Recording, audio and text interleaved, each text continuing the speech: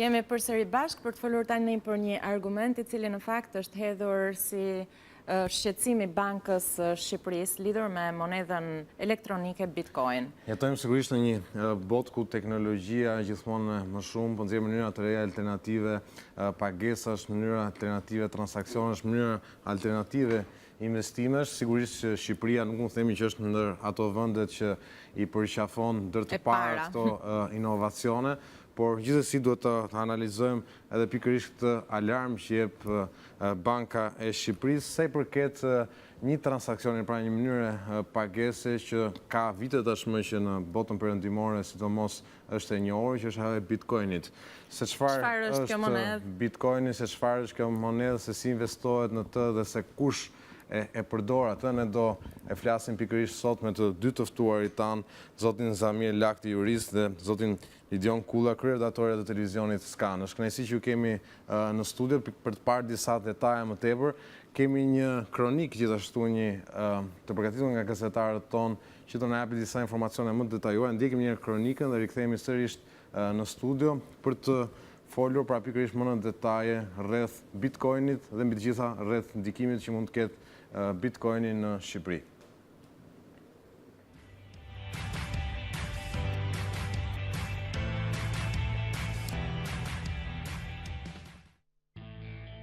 Banka e Shqipërisë jep alarmin dhe paralajmëron shqiptarët të bëjnë kujdes dhe të mos përdorin monedhën virtuale Bitcoin.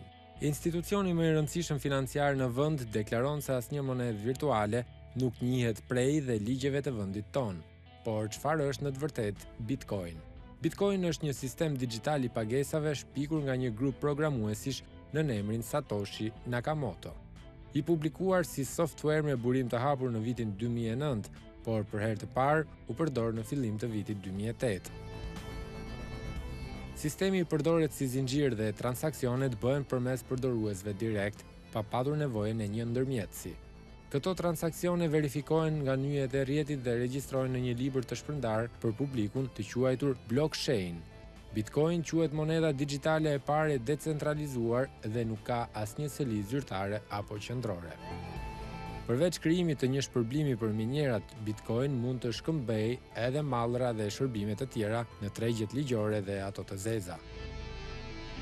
Që nga shkurti I vitit 2015, mbi 100.000 tregtarë dhe shitës pranuar në Bitcoin si pagesë. Sipas hulumtimit të prodhuar nga Universiteti I Cambridge-it, numri I përdoruesve të Bitcoinit në vitin 2017 arriti në 2.9 milion deri në 5.8 milion persona. Duket se një fenomen I tillë ka trokitur edhe në ekonominë shqiptare. Banka e Shqipërisë rendit disa nga rreziqet më kryesore që shoqërojnë përdorimin e monedhave virtuale. Së pari, vlera e monedhave virtuale të tregtuara apo investuara në platformat përkatëse të këmbimit nuk është e garantuar dhe është mjaft e paqëndrueshme. Vlera monedhave mund të manipulohet duke bërë që investuesit të përballen me një humbje të konsiderueshme jashtë kontrollit të tij. Për sa kohë platformat janë vetëm virtuale dhe pa mundësi e enkriptimi, ato janë mjaft të ekspozuara ndaj sulmeve kibernetike. Gjithashtu, ka një mundësi të madhe që si pasojë e mungesës së likuiditetit të kundërpalës të mos mundësohet asnjë konvertimi I monedhës virtuale, sërish në monedhë konvencionale. Këmbyesit e paras virtuale janë shoqëri të panjohura, të parregulluara apo të paregjistruara në një jurisdiksion të caktuar. Në këto kushte, investimi bëhet I pasigurt dhe ai mund të sulmohet në çdo kohë nga një hackers dhe mund të humbas përgjithmonë pa pasur mundësi rikuperimi.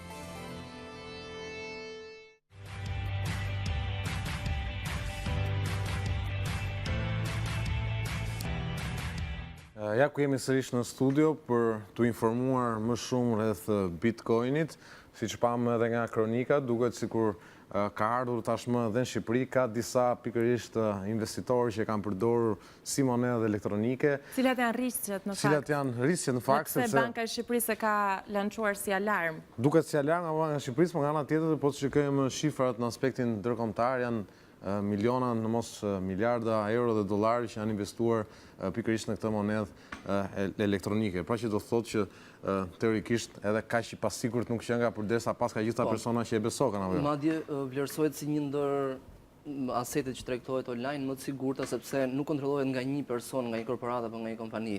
Kontrollohet nga një rrjet i atyre që quhen minator, në thonjza, dhe përfitojnë Bitcoin duke zgjidhur algoritme të ndryshme, sepse kështu sugjerohet ose supozohet që Bitcoin të përfitohet. Zgjedh një sër algoritmesh në internet, tek faqja blockchain janë një sër faqesh. Dhe shpërblesh me Bitcoin që bëhet automatikisht joti sepse ke derdhur djerës për ta marrë atë. Për ta filluar pak Aja për gjithë ata që na ndjekin dhe që ndoshta po e gjejnë për herë të parë Bitcoinin si term.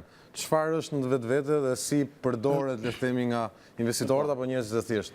Atëherë grupi që ne e folëm edhe pak më parë, që ka emrin e Satoshi, madje edhe një cent Bitcoin quhet Satoshi në emër të tij. Satoshi Nakamoto. Po. Ata krijuan këtë monedhë për të mbledhur disa fonde në shërbim, nuk më kujtohet të çfarë. Janë programatorë, është një grup programatorësh apo jo? Nga ky moment Bitcoin mori një përdorim shumë të gjerë në dark web ose darknet, që është interneti që nuk gjurmohet. Tregu i zi. Po, pjesa më e madhe e internetit. Aty padyshim është përdorur për qëllime dashakeqëse, për lloj-lloj blerjesh, por shlajmi mirë që tashmë Bitcoin ka dalë në sipërfaqe dhe përdoret për qëllime të pastra.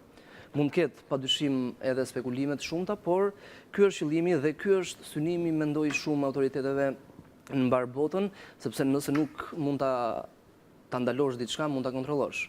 Dhe ky është qëllimi. Pra është një lloj transaksioni botror elektronik? Po. Këtë detyrë ka, domethënë, në transaksionet e investimeve? Po, dhe ka qenë kërkesa ose mungesa i monedhe që nuk emetohet nga si bank tjetër dhe tjetër të gjithë njerëzve, sepse edhe nëse shohim materiale ndryshme, thuhet që me Bitcoin banka jeti zotëron një monedhë virtuali se ka emetuar si bankë qendrore dhe deri diku edhe me materialin ose thirrjen e Bankës së Shqipërisë padyshim që jemi dakord, por edhe investitorët nuk duhet stepen shumë sepse duhet gjejnë vendin ku blehet Bitcoin. Është blockchaini, ti nëse je një minator në thonjza dhe përfitoni Bitcoin, atëherë e shet vetëm tek blockchaini, që është rrjeti global i Bitcoinit. Dhe çdo transakcion aty është më së i sigurt. Çdo transakcion është i dukshëm, mund ta verifikosh blerësin tënd nëse e ka bler më parë ose jo. Po pikërisht nëse mbetet impakti të transakcionet. Një ndër, le të themi, rrisjet më të mëdha që të paktën edhe nga ajo çfarë shkruan Banka e Shqipërisë është që duke qenë se të gjitha transaksionet nuk ekziston një institucion zyrtar, transaksionet janë të gjitha, le të themi, online, është shumë më lehtë ndoshta edhe për një hacker të hyjë në sistem dhe i gjithë investimi që ti bën të zhbëhet në pak sekonda. Ekziston si risk? Mundësia që një hacker të hyjë në sistem sigurisht që ekziston, por duke qenë se ato janë një sër algoritme dhe janë të shpërndarë në të gjithë botën, pra në servere të ndryshëm dhe të fuqishëm, sado që një pjesë e sistemit mund të hakohet, përse pjesa tjetër e sistemit vazhdon të qëndrojë. Kjo ka ndodhur me një bursë me të gov, është bursa quhet, që u hakua dhe shumë shpejt erdhi përsëri në fazën në nivelet që ishte më përpara. Pra që do thotë mund të hakohet, por lekët që ke investuar ose Bitcoini nuk humbin. Lidion, ky merak dhe alarmi Bankës së Shqipërisë. Po mendoj se është i justifikuar. Po padyshim sepse Banka e Shqipërisë është autoriteti qendror që emeton, si çdo bankë tjetër qendrore në mbar botën, emeton monedhën, e kontrollon atë, mendon se sa si ka nevojë tregu për të konsumuar monedhë dhe padyshim një monedhë paralele konkurrente deri diku, padyshim që mund të krijojë disbalanca në treg. Justifikuar për shkak se le të themi rëndësia e Bankës së Shqipërisë apo sepse mund të jetë risk për investitorin? Rreziku, por në aspektin mendoj se Banka e Shqipërisë ka pasur dëshirën ose ndërmend paralajmëroi rastet kur nëse në shtëpi marrin telefonet dhe thonë investon në Bitcoin. E vetmja mënyrë për të investuar në Bitcoin, përveç fondeve që krijohen në bursa ndryshme dhe ndjekin ecurinë e Bitcoinit, fizikisht, pavarësisht se Bitcoini s'është fizik, fizikisht Bitcoin mund blihet dhe të shitet vetëm te blockchain.info. Vetëm online. Vetëm online. Dhe nëse një person ka një Bitcoin dhe ai e shet, ti e ke, ai tjetri ka lekët ose euro, dollarët, monedhën. Mendon se suksesi? Po. Pra doja të thoja që nuk mund të ketë më shumë Bitcoin se sa që është planifikuar të krijohen. Aktualisht, nëse nuk gaboj, janë 16 ose 17 milion Bitcoin dhe deri në 21 milion. 21 milion, falni.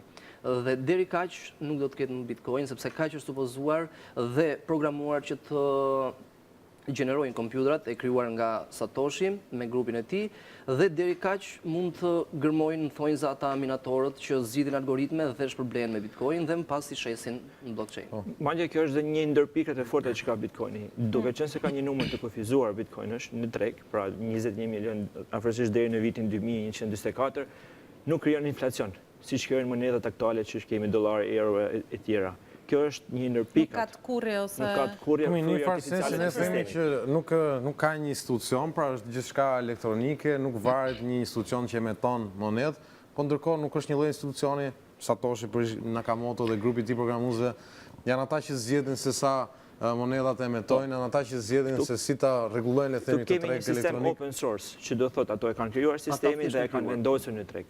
Tani ata nuk e kontrollojnë dot më sistemin. Janë gjithë, pra bankë qendrore janë gjithë njerëzit në mbar botën. Dhe ndoshta pikërisht në këto vite kur individët janë goxha skeptik ndaj bankave dhe sistemit bankar. Unë mendoj që njerëzit duan mënyra të reja, alternativa të reja për të investuar. Aktualisht mënyra vetme për të investuar për marrë Shqipërinë është vetëm bonot e qeverisë shqiptare dhe bonot obligacionet nga 2 deri në 10 vjet. Nuk ka alternativa, bankat kompanitë në falin nuk mund të emetojnë sepse është mungon bursa.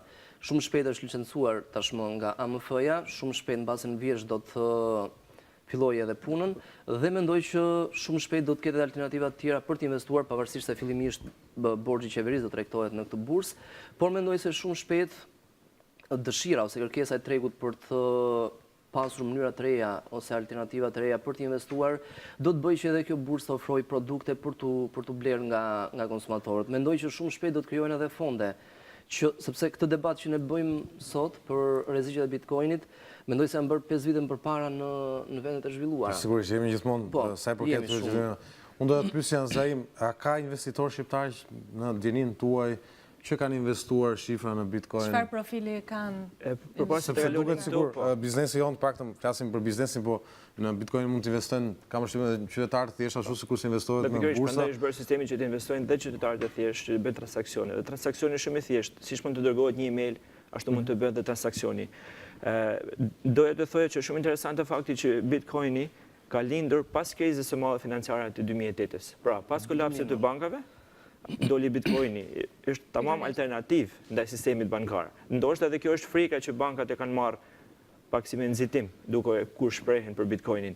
Në dinin time në Shqipëri, ka persona që kanë investuar deri në 100.000 euro.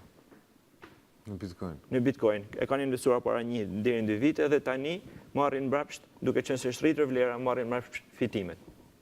Sigurisht që ka dhe persona të tjerë që kanë investuar në shuma më të vogla, por nuk ka statistika zyrtare. Në aspektin ligjor, si jurist, çfarë nëse ti është një investim, le të themi, është si një lojë fati apo jo, që ti investon, mund të mos marrësh asgjë mbrapsht dhe nuk ketë, le të themi, nuk ke asnjë institucion ku të drejtohesh apo ankohesh. Kjo logjike është te çdo investim tjetër. Po.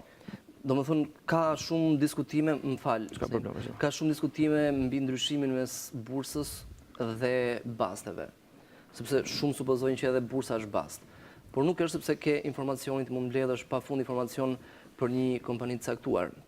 Dhe gjithashtu edhe për Bitcoin, mund të kesh shumë informacion ku... Kjo është problem kuadri ligjor, se nuk të garanton dikush. Është problem në të gjithë botën. Jo, ka shtete për shembull siç është Japonia, që kanë nxjerrë ligje, ka shtete për shembull siç është Gjermania, që nuk e njeh si monedhë, por e njeh si transaksion. Pra në momentin që bëhet transaksioni, shteti gjerman thotë ne këtë duhet të taksojmë. Duhet të taksojmë mbi fitimin që nxjerrim për transaksionin.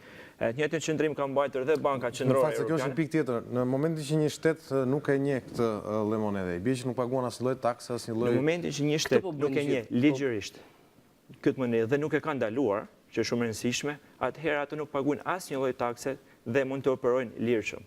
Madje, pra ti mund të bësh një blerje nëpërmjet Bitcoinit dhe nuk paguan taksa teorikisht? Po, pra blen Bitcoin me monedhë vendase dhe nuk paguan taksa nga fitimi që nxjerr. Sigurisht nëse brenda një tregu të vogël lokal është dikush që pranon të shesin, po themi, një makinë në këmbin të 3 bitcoinsave, ti përsëri nuk paguan taksë. Kjo ka qenë para pak vitesh, besoj, sepse sot Biles Bashkimi Evropian, me sa mbaj mend edhe unë te puna ku jam, në maj ose në prill, diçka e tillë, i kishte gati gjithë kuadrin ligjor se si të sillej ndaj Bitcoinit. Nuk mund ta ndalonte, por po e kontrollon. Dhe çdo transakcion me Bitcoin do të konsiderohet si çdo transakcion në monedha të tjera, në euro, në dollar. Nuk e njeh si monedhë, nuk e njeh si monedhë, por njeh vetëm pjesën e fitimit, pastaj e takson. Po. Thjesht për këtë pjesë, kurse Amerika i ka bërë një rregullim komplet tjetër, nuk e ka bërë rregullimin si monedhë, por ka bërë rregullimin si mall. Pra, nëse kemi një kontratë mes dy personave dhe ato kontratën e kanë në Bitcoin, këtë e shes si mall. Dhe në momentin që shkojnë për ta ekzekutuar, ekzekutojnë si mall. Por rasti Japonisë që thjesht është ndryshim atyre të rasti Japonisë ka bërë projekt ligjin e parë dhe pritet që së shpejti të implementohet dhe e njeh si monedhë, si transakcion të Merfield. Do shta edhe për shkak sepse ka lindur që janë apo? Ndoshta, por ndoshta edhe që kanë infrastrukturën e nevojshme për të bërë dhe kontrollin, sepse ti duhet ti licencosh objektet, ti kontrollosh, por ashtu të kontrollosh dhe transaksionet, sepse kjo mund të bëhet bërim pa. Një vedije qytetare, ndoshta e një tjetër. Janë gjitha të përfshira, sepse ato mund të bëhen bërim për kontraband, të madh të paligjshëm, për financim terrorizmit, për mashtrime të ndryshme që mund ndodhin, dhe duke qenë se ato kanë dhe infrastrukturën e mjaftueshme, besoj, duke qenë se kanë dhe know-how të popullsisë si ta përdorin, e kanë rregulluar dhe me ligj. Në Shqipëri dihet pak a shumë sa është përfshirja e individëve në statistika zyrtare nuk ka. Nuk ka. Vetëm mund verifikosh tek blockchain që është rrjeti global dhe nëse aty ekzistojnë shitës të Bitcoin, sepse është arta e gjithë botës dhe ti mund gjesh në çdo vend afër teje për të blerë Bitcoin. Në vendet e rajonit, por edhe në Shqipëri janë 2 ose 3 pika që shesin Bitcoin dhe nëse aty janë, realisht e shesin. Çfarë ndodh me monedhën? Nëse ti do në një farë moment që këto pikërisht këto coins se ti ndryshosh në monedhë kombëtare, pra në lekë apo në euro, e bën dot në çdo moment? Në lek nuk e di, besoj mund ketë. Apo në euro, po e bën dot në çdo moment apo ka një. Madje edhe shumë vende në rajon, po marr shembull Rumaninë që në rajonin e Ballkanit, Evropës, juglindore është ndër vendet më të zhvilluara për sa i përket teknologjisë dhe për këtë arsye po nxjerrë dhe produkte të reja realisht. Në Rumani kanë filluar të ofrojnë në supermarkete, në kafene, në restorante, aparatura që ti mund paguash me Bitcoin. Dhe madje një aparaturë e tjerë ka ardhur në Kosovë. Nuk e di, përderisa se ishte kursi i këmbimit për paguan 001 Bitcoin, 1900 është sot. Por një javë ishte 2400 dhe tani ka rënë 1900.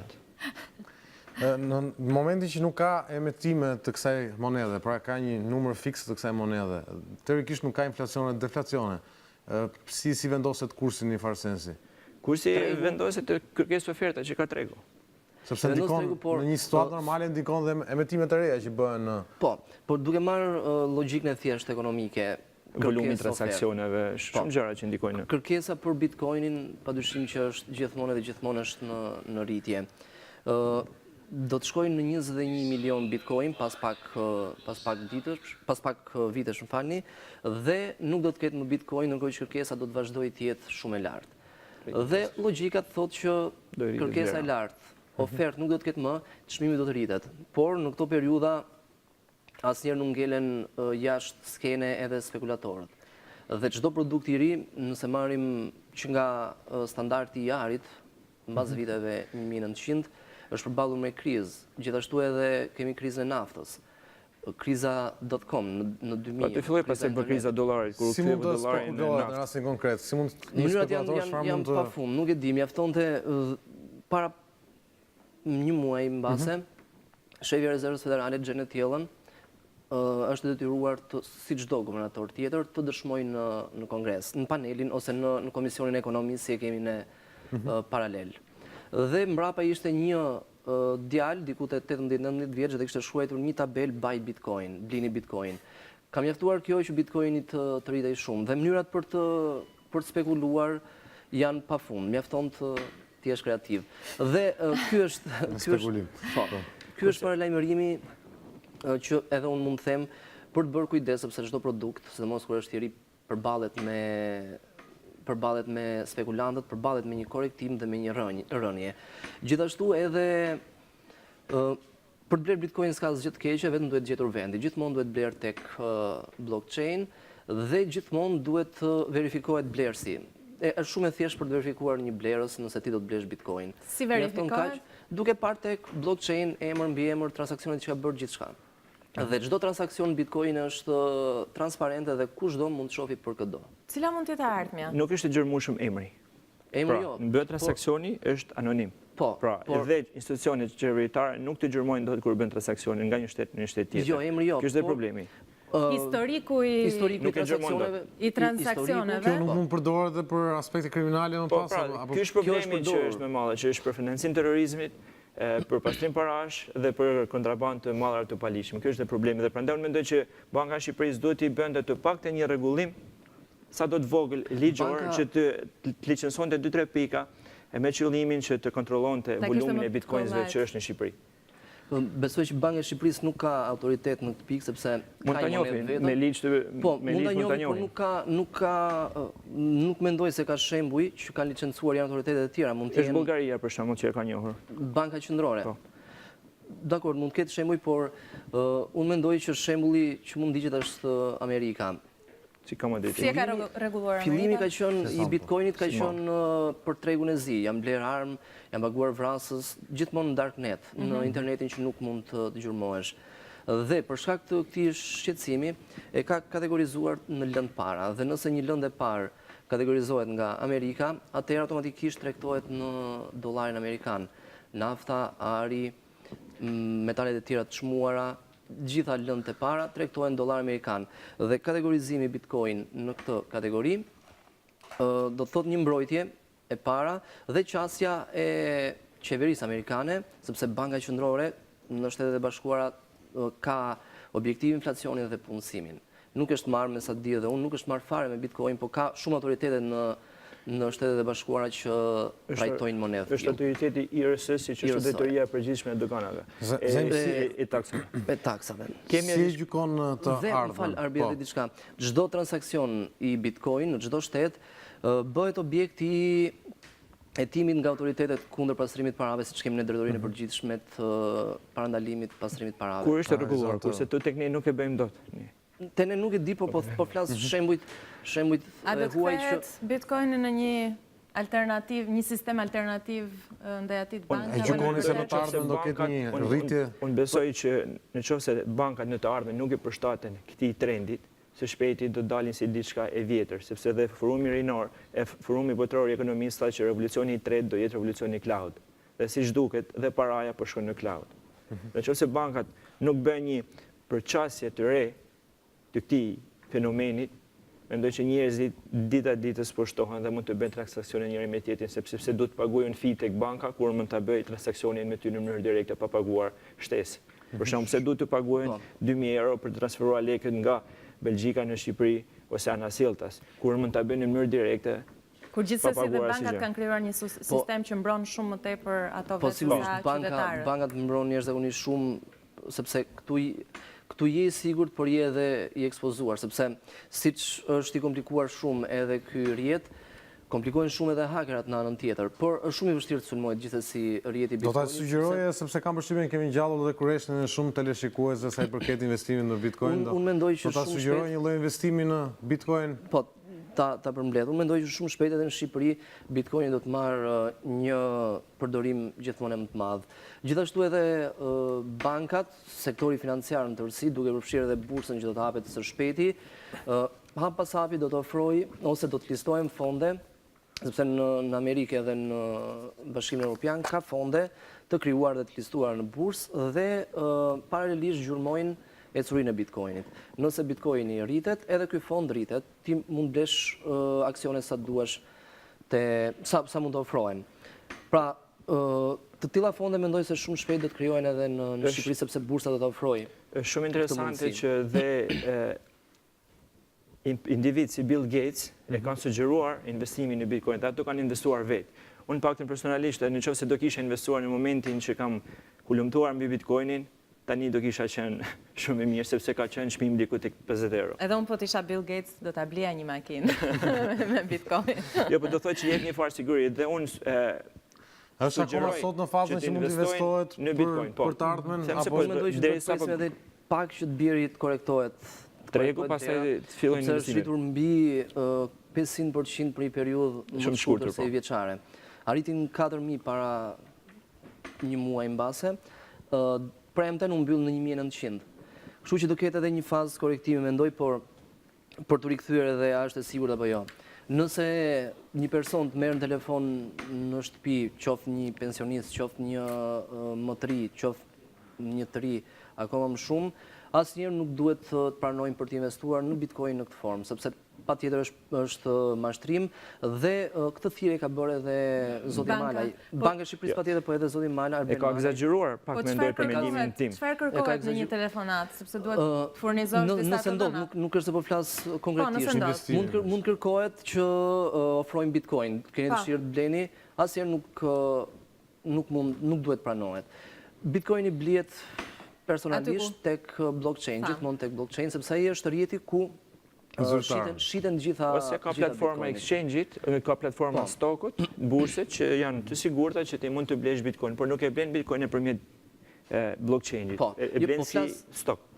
Po flas si stok, por nuk ka lidhje me Bitcoin nëse ble si stok. Është një fond që krijohet dhe ndjek gjithmonë ecurinë e Bitcoinit në rënje apo në ulje. Por meqenëse po flasim për Bitcoinin, blehet vetëm aty dhe e ketë sigurt për... Duket në fakt nga gjithçka që folëm, duket sikur alarmi i Bankës së Shqipërisë Banka e Shqipërisë Banka e Shqipërisë ka bërë punën që i takon ka drejt sepse në një treg financiar, pavarësisht se joni nuk është shumë i zhvilluar, por në një treg ku ekziston edhe bursa dhe ne do ta kemi së shpejti, emocioni është vendimtar. Emocioni dhe turma. Nëse ka një lajm që me zem Bitcoini është investimi i së ardhmes, njerëzit turen gjithë aty për të bler Bitcoinin dhe banka është gjithmonë e detyruar të paralajmërojë. Prandaj banka duhet bëjë edhe rregullimin e saj. Ligjor. Banka duhet thjesht ta pranojë, besoj, sepse nuk mund të pranojë diçka që nuk e ka vetë, që nuk e ka krijuar vetë, sepse Banka e Shqipërisë ka lekun. Mund të ketë, nuk e di, një duhet ta njohin, si rregull njihet nga banka si monedhë. Marrin masa për ta kontrolluar, besoj, qoftë me Ministrinë e Financave, me Drejtorinë e Parandalimit pastrimit parave. Nuk e di, institucionet tona këtu duhet ta pranojnë. Sepse do banka apo s'do banka, njerëzit do fillojnë të bëjnë transaksione. Do banka apo s'do banka, njerëzit do fillojnë të investojnë. Dhe mënyra më e mirë është që ta kontrollojnë kanalizimin ose kanalizimi këtyre investimeve nëpërmjet, po themi, tubacioneve që banka mund t'i kontrollojë. Ne falenderojmë shumë që ishit sot me ne, që na dhat një qasje shumë të gjerë të Bitcoinit, sepse në fakt shpesh herë kemi dëgjuar kohët e fundit dhe kam përshtypjen se shumë nga teleshikuesit nuk kanë kuptuar në detaj se për çfarë bëhet fjalë, çfarë janë transaksionet Bitcoin. Nuk është vetëm Bitcoini, por ka edhe shumë monedha të tjera. Ethereum që është krijuar së fundmi, ai Lite më duket se është një tjetër, është Litecoin, ka shumë monedha që... Po Bitcoini dhe themi ka qenë më lakuar si emër dhe për ai që vlen më shumë dhe ai që ka tërhequr më shumë vëmendje. Dhe që ka volumin e transaksioneve më të madh, sepse pritet që të shkojë transaksioni për volumin e transaksioneve në $1 trilion. Dhe këtë e thot Goldman Sachs, që është një institucion. Sigurisht, duke parë suksesin që ka patur Bitcoini dhe këto alternativat të tjera për një investitor, sigurisht mund të jetë një mundësi studimi tregu për të investuar dhe për të parë ti rritjen që ka patur Bitcoini. Meqenëse thamë që Bitcoini ka patur të rritje, le të themi, duhet pritur sa të korrektohet edhe pak. Është mundësi investimi, po si çdo investim edhe Bitcoini ka rrezikun. Pa llogaritur rrezikun paralel që janë spekulantët dhe duan të përfitojnë. Po ne jemi popull që risku na pëlqen, kështu që... Por nuk është firmë piramidal. Edhe njerë, ju falenderojmë për gjithë informacionet teknike që sapo na dhat. Ne do shkëputemi vetëm për pak, do shojmë komplet argument, vim tek arti, vim tek trashëgimia kulturore dhe vim tek personazhe që nëpërmjet punës së tyre e kthejnë në memorie kolektive të pavdekshme. Na ishte një herë Kino Studio, Shqipëria e Re. Vetëm pas pak.